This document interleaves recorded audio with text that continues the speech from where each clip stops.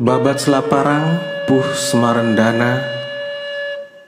Dikisahkan Datu Kentawang dituturkan mempunyai putri cantik seorang, Nila Emas namanya, tersohor seantero negeri. Nila Emas sangat jelita bagi bidadari dari sorga. Begitulah ucapan orang yang melihat. Bidadari yang gaib bagai Nila Emas inilah kiranya. Oke guys, assalamualaikum warahmatullahi wabarakatuh. Sore ini saya berada di Kentawang. Jadi saya mencoba lagi untuk ekskursi sendiri, observasi di mana dulu di sini pernah berdiri Balai Belik, yang dimana itu merupakan kita bisa bilang sebagai keraton atau istananya dari Dinda Kentawang yang menjadi istri Datu Pejanggi. Dan di dalam cerita kisah masyarakat maupun data babat bahwa Dinda Kentawang ini bernama Nila Emas yang menjadi istri dari Datu Pejanggi, sedangkan yang menjadi istri dari Banjargetas itu adalah Lala Junti. Jadi saya tidak akan membahas itu detail di sini. Saya cuma ingin melihat apa aja yang masih tersisa di sini sebagai bukti bahwa di sini memang dulu pernah ada peradaban dan pernah ada dibangun sebuah rumah katanya yang berbentuk lebih besar dari rumah kebanyakan masyarakatnya dulu atau disebut Balai Belik. Oke guys, jadi di sini yang tersisa adalah sebuah sumur tua dan areal tempat ini sudah berubah fungsi menjadi taman kanak-kanak. Dan di sini ada satu kuburan. Apakah ini kuburan tempat dimakamkan seseorang atau hanya sebuah petilasan atau penanda? Dan katanya warga di sini dulu angker. Jadi salah cara kita datang di sini, maka kita bisa ketemu, artinya dapat teguran. Dan sini ada satu makam punya batu nisan.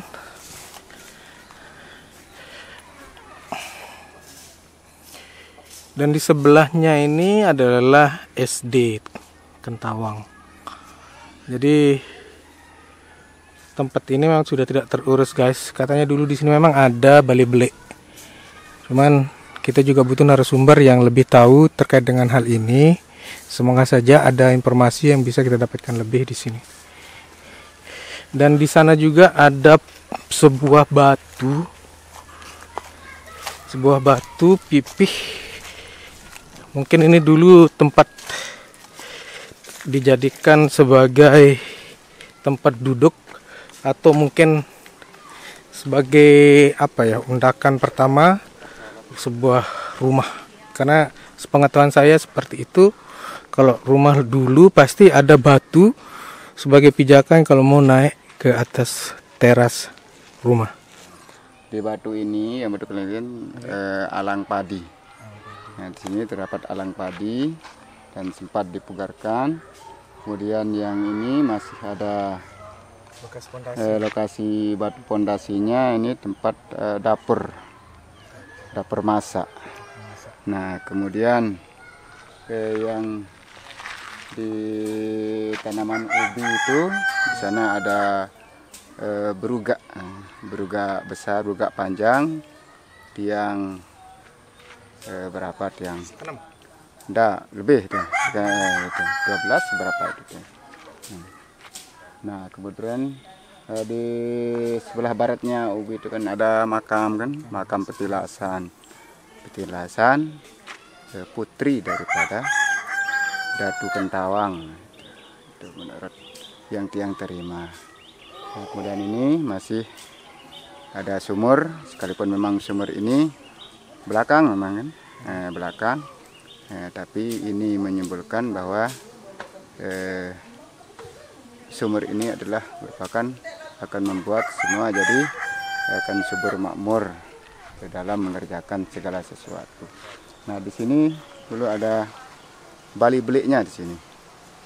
Di areal yang tidak ada rumputnya niki, halaman niki lah. Sinilah Balai Belik, balai induknya. Ukuran berapa ya? Sekitar tiang 9 kalau tidak salah, tiangnya 9. Kemudian di tempat bangunan yang kita pinjam ini bangunan pinjaman itu. Di sini ada balai tamu. Balai tamu. Nah, keterangan. Dan juga terus mengenai pintu gerbangnya adalah di Kelapa Gading tuh tempat pintu gerbangnya. Sempat dipindahkan ke sini tapi tidak diterima sehingga dialihkan ke sana. Di sebelahnya kita disimpulkan ada gang juga menuju ke sana sebenarnya dulu. Tapi karena situasi sekarang itu sudah mati. Terkait dengan tempat itu kan katanya angker di sini ya. Nah, di sini memang angker.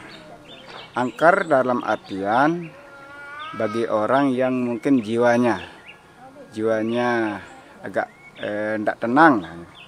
Kalau memang jiwa kita tenang di sini, insya Allah keangkaran itu akan kita temui jadi sesuatu yang menyejukkan hati kita, kedekatan kita kepada Yang Kuasa. Nah, jadi angkar itu bukan diartikan secara negatif. Angkar itu yang di sini adalah merupakan suatu mungkin bisikan atau penampakan makhluk yang akan mengarahkan kita ke hal-hal pendekatan kepada Yang Kuasa. Terus terkait dengan cerita Datu Kentawang itu sepengetahuan Tulungun bagaimana kisahnya nih?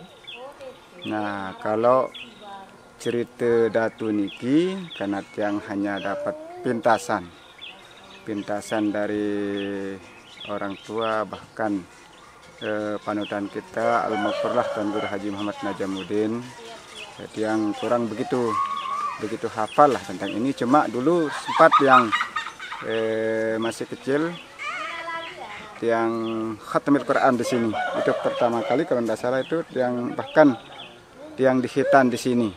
Pertama. Ada bangunannya dulu nih di sini. Nah, di sini tidak ada, cuma tanah los. Ini jalan dulu di sini. Jalan menuju jalur dusun Kentawang ya sebenarnya. Tapi dengan adanya petunjuk Allah seperti apa yang dikatakan beliau, ada petunjuk Allah Subhanahu wa taala sehingga tempat ini dijadikan sebagai pengingat atau ingatan kita selaku warga dusun Kentawang atas kedatuan Kentawang yang pernah terjadi di sini. Nah, sehingga jalan itu dipindah ke jalur lain atau di sekitar depan masjid. Oke, di sini memang dulu tempatnya. Oke, di sini tempatnya. Bali beliknya. Nah, kaitan dengan Bali belik ini, yang coba ke dulu, yang coba ke Bayan. Nah, bahkan yang sempat merasa asik terharu lah. Ternyata apa yang saya lihat di Bayan itu sama dengan di sini. Posisi bangunan, posisi segala macam ternyata sama dengan apa yang pernah ditinggalkan oleh Abah Udin dulu di sini. Nah, padahal tiang kebayan itu kemarin tahun sekitar 4 tahun yang lalu, dan ini memang sudah punah semua. Tapi tiang lihat bangunan, posisi segala macam di sana ternyata sama. Bangunan yang ada di sini dulu percis sama dengan apa yang di sana, bentuk dan letak-letaknya. Nah, begitu juga dengan yang di Pejanggi, memang katanya ada kaitannya lah dulu ini dengan Pejanggi, punya keterkaitan cerita lah tentang kedatuan Kentawang atau Putri Dindi Terongkuning. Lebih masyhurnya itu Putri Dindi Terongkuning dengan kerajaan atau pembesar kedatuan Pejanggi atau kerajaan Pejanggi.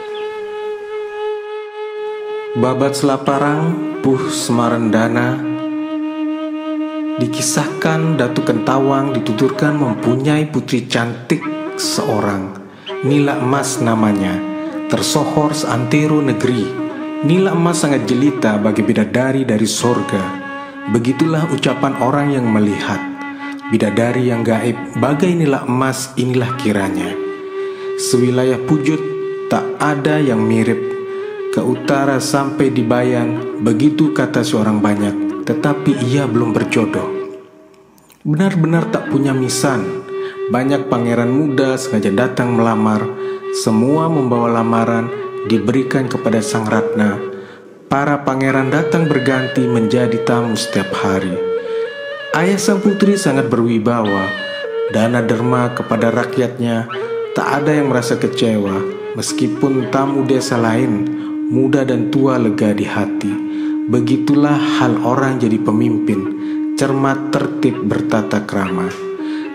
Tersebut sang Dewi sekarang mendapat warta kenduri besar di ibu negeri Pejanggi.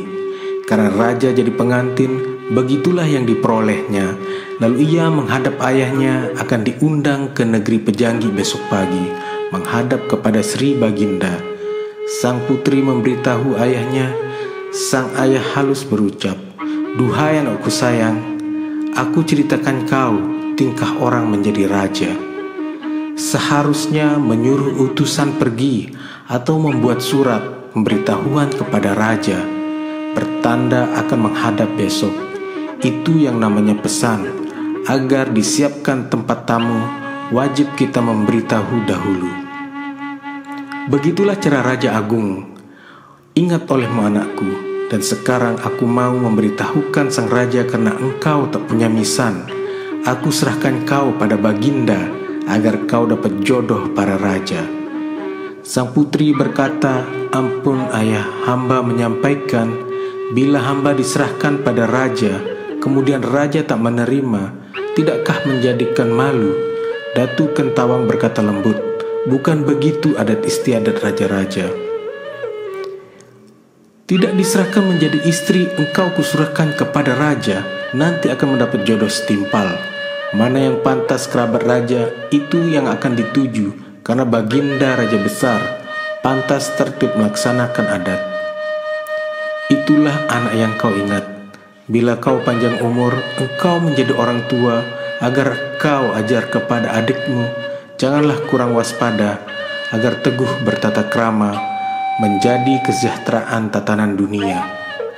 Barang siapa meninggalkan aturan menjadi pembicaraan orang banyak, itu engkau ingat anakku. Besok setelah aku tiada, engkau memimpin warga dan rakyatmu, agar benar sentosa jadi manusia." Sang Dewi lalu menulis, sengaja buat sang raja, Sri Paduka Raja Pejanggi.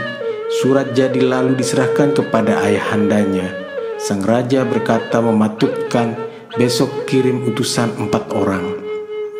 Malamnya kita lewati, sudah pagi ceritanya. Sang putri di Balai Agung menyuruh Demung membawa surat, berangkat berempat, duta berempat lalu pergi, semua naik kuda. Tak terkisahkan di jalan sudah sampai di hadapan raja. Surat segera diserahkan. Sang Prabu menerima surat, dibaca di dalam hati. Ucapan surat sudah selesai, sang raja berujar pula, "Libur dan bahagia akan datang. Adik Dewi dari Kentawang, begitu kata orang raja." Sang utusan pamitan semua, diizinkan oleh Baginda.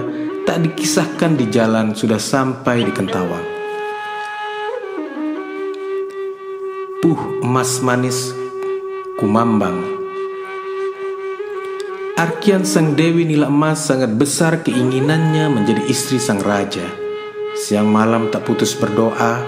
Di saat tidur sang Dewi berdoa, kurang tidur kurang lelap, sang Dewi kurang makan, tekun beribadat kepada Allah. Alkisah, sang Dewi bermimpi burung di angkasa lalu turun menyambar. Sang Diah diterbangkan ke langit. Begitulah mimpi sang perawan. Lalu ia duduk termangu, resah gelisah hatinya, maka menghadap ayahandanya. Pagi sekali ayahnya masih tidur, lalu dibangunkannya. Sang ayah bertanya, "Ada apa anakku?" Nila Emas berhatur manis, "Hamba ini bermimpi, dalam mimpi diterbangkan burung, kemudian hamba terbangun." Ayahandanya berkata lembut, "Janganlah engkau ceritakan mimpimu, sangat baik Nanda, terlaksana yang kau hendaki." Lalu keluar dari kamar tidurnya, pergi ke perigi mandi. Selesai mandi pulang ke kamarnya, sudah tersedia semua busana. Segera keluar menuju balai sidang, bertemu dengan para kerabat. Sang Ayu berkata manis, "Wahai paman saudara semua, besok kita berangkat bersama ke Pejanggi menghadap raja.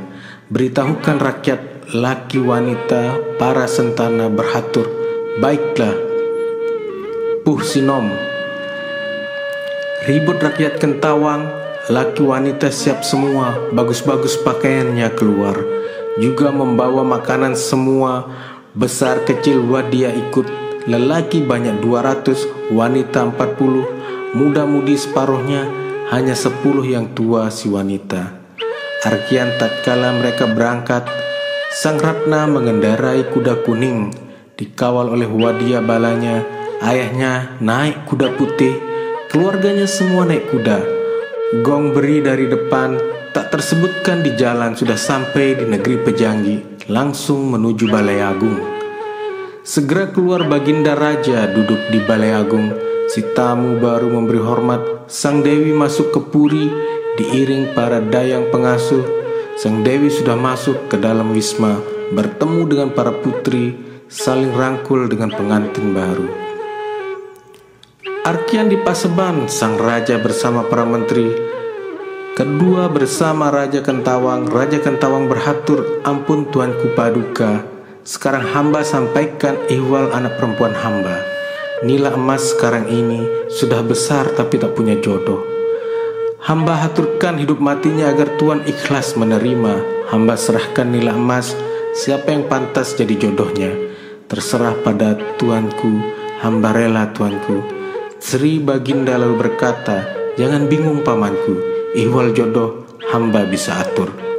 Berganti pula dikisahkan Arya Banjar dituturkan, ditapon menjadi pengantin baru. Teringat kepada Raka merasa berhutang nyawa kepada Sri Baginda Raja, lalu berkata kepada istrinya, "Wahai Junti adikku, besok kita bersama menghadap raja.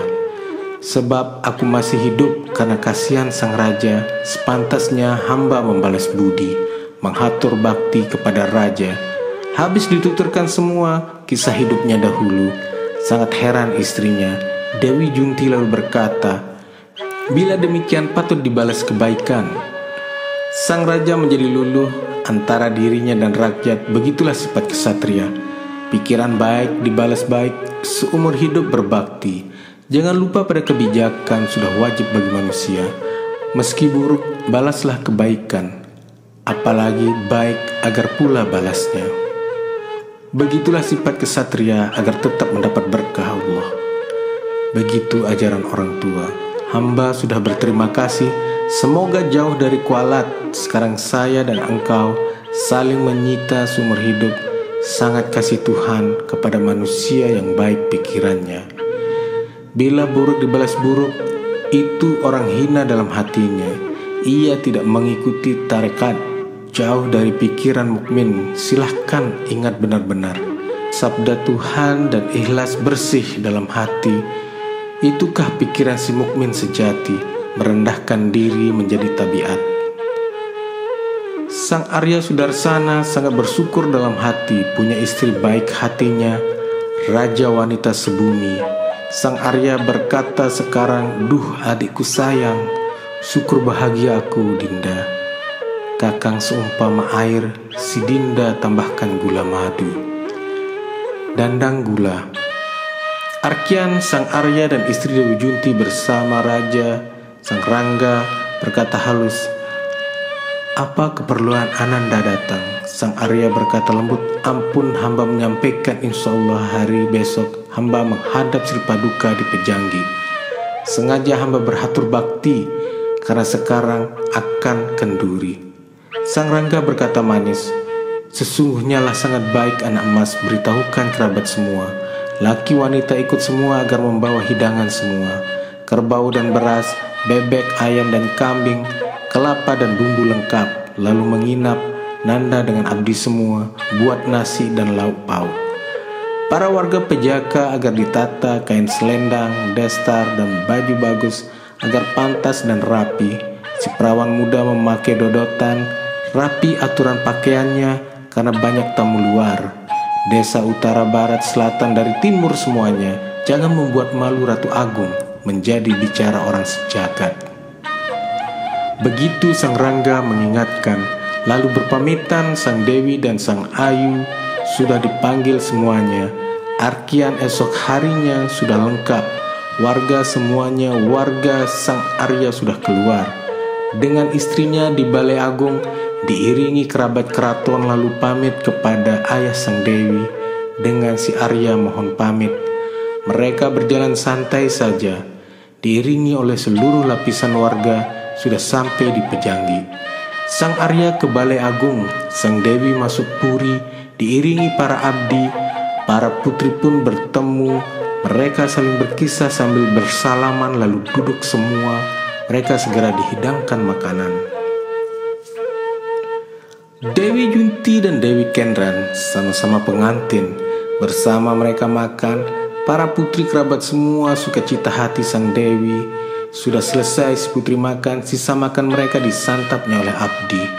Di Balai Agung demikian pula, berpesta ria, Arya Sudarsana dan para menteri, Punggawa Pejanggi dan Tapon bersantap. Arkian, sang putri di puri istri yang tua, Ratna Juwita berucap, "Wahai adik semua, mari bersama menghadap Sang Prabu. Kanda inginkan sekarang, agar ada tontonan yang baik di dalam puri, Kanda mohon pada Sri Baginda." Serempak menjawab, "Putra-putri semua, baiklah demikian Kanda Mas." Maka berangkatlah Sang Ratna Juwita diiringi oleh istri kerabat istana. Seraya menyembah bakti setibanya, lembut Sang Raja menyapa, "Bagaimana dindaku emas?" Sang Dewi menyembah berhatur hamba ingin menyaksikan tontonan, agar diadakan di dalam lingkungan istana kesenian yang bagus-bagus. Sang Prabu berujar manis, "Bila demikian sekendak dinda emasku, Kanda panggilkan sekarang." Lalu keluar Sang Baginda di balai sidang bertemu dengan Arya Banjargetas. Sri Baginda berkata halus, "Wahai Dinda Sudarsana, mana tontonan yang pantas masuk puri, Kandaku si Ratna Juwita." Ingin menyampaikan tontonan di puri, lalu menyembah Sang Arya Banjargetas, legong dari Medain yang terkenal lebih bagus itu yang pantas di puri. Berkata lagi Sang Raja, "Ayo panggilkan masuk." Maka berangkat Arya Banjar memberitahu segera, legong Medain sudah berangkat. Sudah menari sang legong, sangat gembira Sang Dewi dan kerabat menonton legong gemulai menari. Arkian di Balai Agung ada wayang gandrung semua. Para pemuda sangat gembira menonton semalaman sambil mereka berpesta ria tak terkatakan senangnya, sangat suka berbalas duka. Begitulah tercantum dalam kitab petuah orang dulu, diingatkan bila mendapatkan kesusahan di hari, serahkan kepada Tuhan, ikhlas menerima rahmat Allah yang Maha Agung. Sudah kodrat manusia akan menerima kesenangan dan kesusahan. Jangan keterlaluan bila kaya raya. Puh kasmaran, cinta menggelora yang dituturkan, Nila Emas Putri Kentawang tak putus bermunajat, memohon kepada Tuhan kuasa meskipun bersama makan, bersama melihat taman, tetapi hatinya selalu memuji. Kurang makan dan bicaranya berzikir dalam hati. Begitulah Sang Ayu sekarang, karena sudah kehendak Allah terhadap Sang Nila Emas terkabul permohonannya. Kebetulan Raja mau memakan sirih. Halus ucapan Sang Raja, "Duh adik Nila Emas, Kanda ingin nginang sekarang." Segeralah adik ambilkan. Segera Putri Nila Emas mengambil pinang wangi sambil dijampinya sirih itu. Sang Raja diberikan kenangan, lalu balian keringatan seperti orang kegerahan. Lalu masuk kamar tidur, terbayang olehnya Nila Emas dalam kalbu. Sang Prabu lalu keluar. Sang Prabu berkata, "Adinda Putri Nila Emas, Kanda pinjam selendangmu." Sang putri lalu memberikan kain kampuh pusaka indah dari leluhurnya Betari Pujut, lalu dipakai Sri Baginda. Tersebutlah si Dewi Nila Emas ketika menonton di pelataran bersama duduk dengan pengantin putri. Dewi Junti berujar, "Mana selendangmu Dinda Emas?" Dewi Nila menjawab, "Selendang dipakai Sang Raja."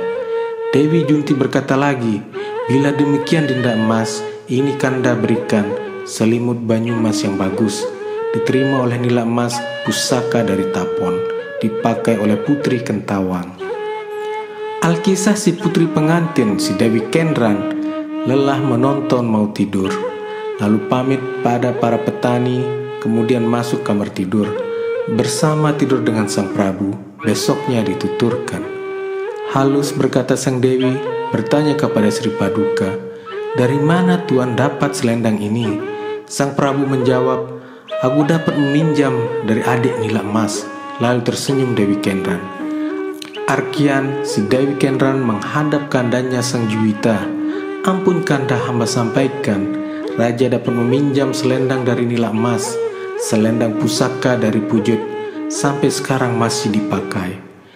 Sang Dewi Juwita berujar, "Baiklah Dinda, kita menghadap."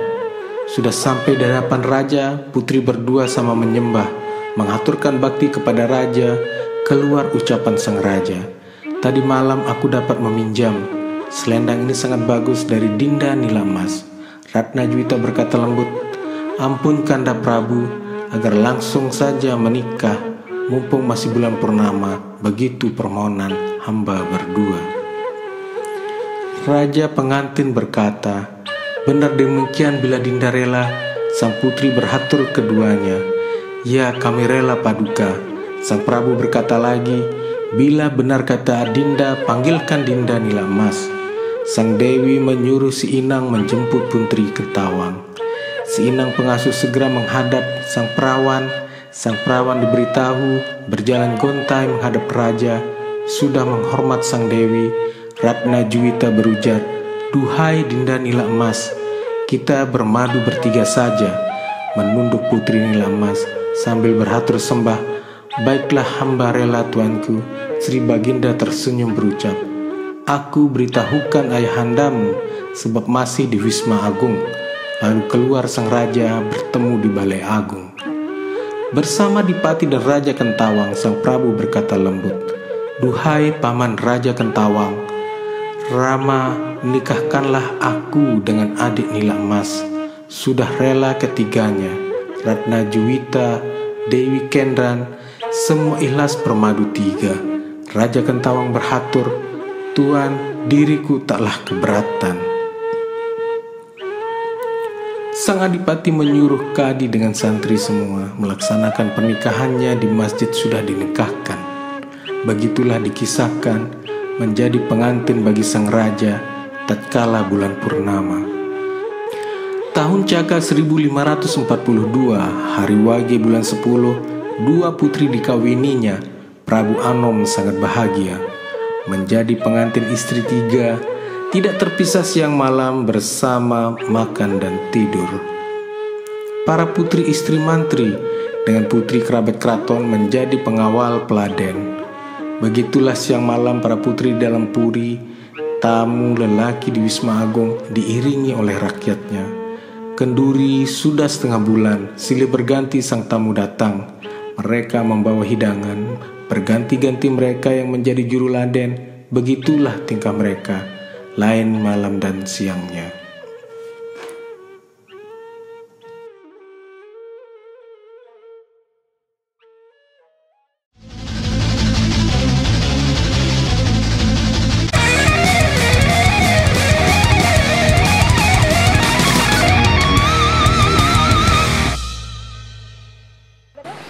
Halo, saya Uut Notasari. Jangan lupa nonton terus channel Seko Lombok.